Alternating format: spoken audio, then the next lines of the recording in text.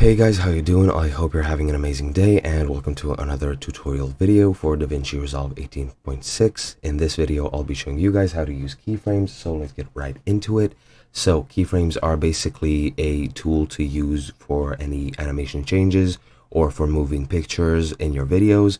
So let's get right into it. To actually access the keyframes, you want to go into the edit workspace, which is the third one from the left, and this is what it'll look like when you first launch it.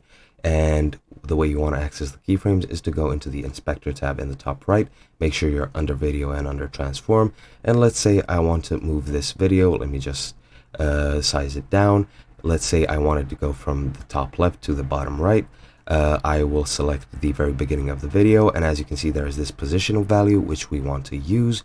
And to actually use the keyframe, you want to click on these buttons here, and they are basically what keyframes are, these little buttons.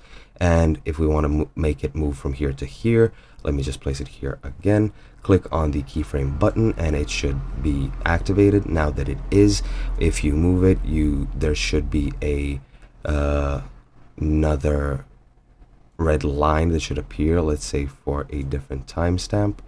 Let me just go back. But yeah, let's say that I want it done here from the beginning. Let me click on the position here, change the actual time, and just move the video here. And now it's basically recording itself. You don't want to click anything else. And what you can also do, if you want to make it smoother, right click on the keyframe, click on ease in, and it should ease in and ease out. So if I do the video now, if I go to the beginning and click play, as you can see, it moves by itself and it eases out.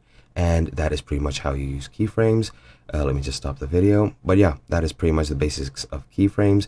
I hope you enjoyed this video. I hope you found it helpful, and I'll see you guys in another one. Goodbye.